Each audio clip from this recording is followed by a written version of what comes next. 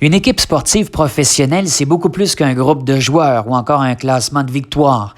C'est une institution qui est aussi définie par son histoire et même son impact culturel. Et à tous les égards, la NFL a la recette gagnante. C'est la Ligue sportive américaine la plus performante de l'histoire. C'est le sport le plus regardé et ce sont les équipes qui valent le plus. On peut dire qu'il y a 4 grands sports en Amérique du Nord, le football avec la NFL, le baseball avec la MLB, le basketball avec la NBA, le hockey avec la NHL. Mais la réalité est qu'au niveau des chiffres, la marque est très claire. Il y a le football professionnel et puis il y a tout le reste après. Mais quel est le modèle d'affaires de la NFL? Quelle est l'équipe qui génère le plus de revenus? Laquelle a la plus importante base de fans? Ou encore, qui vend le plus de produits dérivés? Vous le saurez dans un tout petit instant. Mais d'abord, il est intéressant de savoir que depuis 2015, la Ligue existe en tant qu'association professionnelle composée et financée par ses 32 équipes membres. La NFL a un statut privé. Toutes ces équipes sont détenues par des investisseurs privés, à l'exception d'une, les Packers de Green Bay. Cette équipe-là a conservé, croyez-le ou non, son statut d'organisme à but non lucratif. C'est surprenant quand même. C'est dans ce contexte aussi que les chiffres exacts sont un peu plus difficiles à trouver, mais je suis quand même tombé sur des bonnes sources qui font des estimations sérieuses, alors voici. La NFL tire ses revenus de 2 catégories, les revenus nationaux et les revenus locaux.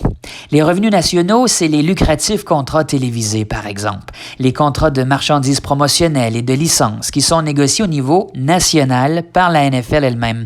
Selon Statista, juste avec les accords télévisés, la NFL tirerait plus de 50% de ses revenus totaux.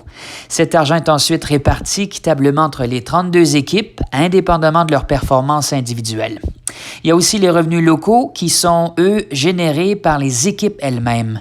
On parle de la vente de billets ici ou la vente dans les concessions, la bouffe, la bière dans les stades et des revenus de commandites corporatives. C'est intéressant aussi de noter que malgré une baisse constante de l'audience depuis 2015 et aussi des controverses récentes, la NFL gagne plus d'argent que jamais. La firme Bloomberg, par exemple, estime qu'elle a gagné environ, et tenez-vous bien là, 16 milliards de dollars au cours de la dernière saison seulement. Et quand je compare les chiffres avec les saisons précédentes, c'est un peu l'équivalent d'une augmentation de près d'1 milliard de dollars chaque année qui est enregistrée, et ce depuis 2016. Le commissaire Roger Goodell cible une croissance annuelle de 6% par année pour atteindre 25 milliards de dollars de revenus d'ici les 7 prochaines années. Selon le magazine Forbes, les Cowboys de Dallas, c'est l'équipe la plus riche de la NFL. 990 ou à peu près millions de dollars en revenus l'an dernier et la franchise qui aurait une valeur de 5,7 milliards de dollars cette année. Un titre qu'il revendique depuis maintenant 14 ans. C'est en fait l'équipe sportive qui arrive numéro 1, tous sports confondus, à travers le monde.